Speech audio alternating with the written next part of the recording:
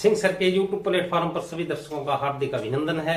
सभी दर्शकों को मेरा नमस्कार, आदाब, सत श्री अकाल। साथियों, आज की इस वीडियो में हम बात करेंगे महान स्वतंत्रता सेनानी चंद्रशेखर आजाद के बारे में।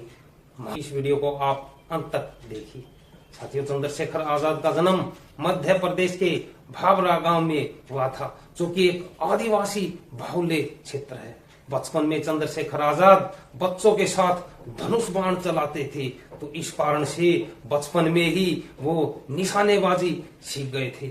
उनका निशाना अचूक था। 1919 में हुए अमृतसर के जलियांवाला बाग नरसंहार ने देश के नवयुवकों को आक्रोशित कर दिया।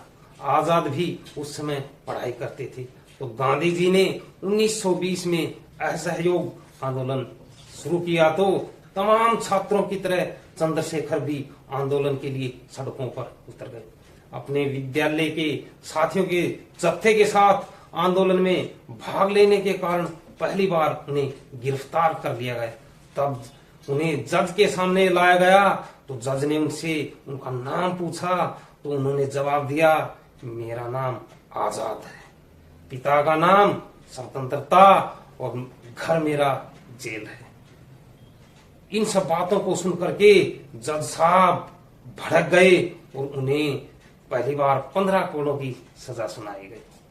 तब असहयोग आंदोलन की चोरा चोरी नामक घटना हुई। उसके पश्चात बिना किसी से सलाह लिए गांधी जी ने असहयोग आंदोलन वापस लिया, तो देश के तमाम नव युवकों की तरह आजाद का भी गांधी और कांग्रेस से मोह भंग हो गया। तब 1924 में राम प्रसाद बिस्मिल, सचिंद्र नाथ सान्याल और योगेश चंद्र चटर्जी आदि ने उत्तर भारत में क्रांतिकारियों को लेकर हिंदुस्तान प्रजातांत्रिक संगठन का गठन किया। तब आजाद भी इस संगठन में शामिल हो गए। शुरुआत में इस संगठन ने गांव के अमीरों के घरों में डकैतियां डालनी शुरू की, ताकि क्रांतिकारी आंदोलन चलाने के लिए धन जुटाने की व्यवस्था की जा सके।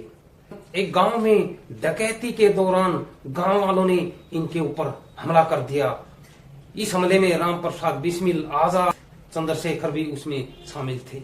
एक महिला ने चंद्रशेखर आजाद से पिस्तौल छीन ली। तब वहां पर राम प्रसाद बिस्मिल ने जाकर उस महिला को तेज चाटा लगाया और पिस्तौल छीन करके वहां से आजाद को निकाल करके। अब इस घटना के पश्चात क्रांतिकारी दल ने सरकारी खजाना लूटने का फैसला किया। तब राम प्रसाद बिस्मिल, राजेंद्र लाहिड़ी और अशफाक उल्ला खां और चंद्रशेखर ने अन्य सहयोगियों की सहायता से सरकारी खजाना लूटने की योजना बना करके काकोरी ट्रेन डकैती को अंजाम दिया और सरकारी खजाने से 8,000 रुपए लूटे, परंतु इस घटना में एक यात्री की मौत हो गई। तब संगठन के 40 क्रांतिकारियों पर सरकारी खजाना लूटने व यात्री की हत्या करने का केस चलाया गया, जिसमें चंद्रशेखर आजाद तो बच निकले, परंतु उनके प्रमुख साथी गिरफ्तार कर लिए गए, जिसमें प्रमुख थे राम प्रसाद बिस्मिल, अशफाक उल्ला खान और राजेंद्र लाहिड़ी, और इन पर केस चला करके इनको मृत्यु दंड दे दिया गया। तत्पश्चात आजाद के ही सफल नेतृत्व में भगत सिंह और बटुकेश्वर दत्त ने 8 अप्रैल 1929 को दिल्ली की केंद्रीय असेंबली में बम विस्फोट कर दिया। यह बम विस्फोट किसी को नुकसान पहुंचाने के लिए नहीं किया गया था। काले कानूनों का विरोध करने के लिए इस बम कांड का अंजाम दिया गया था।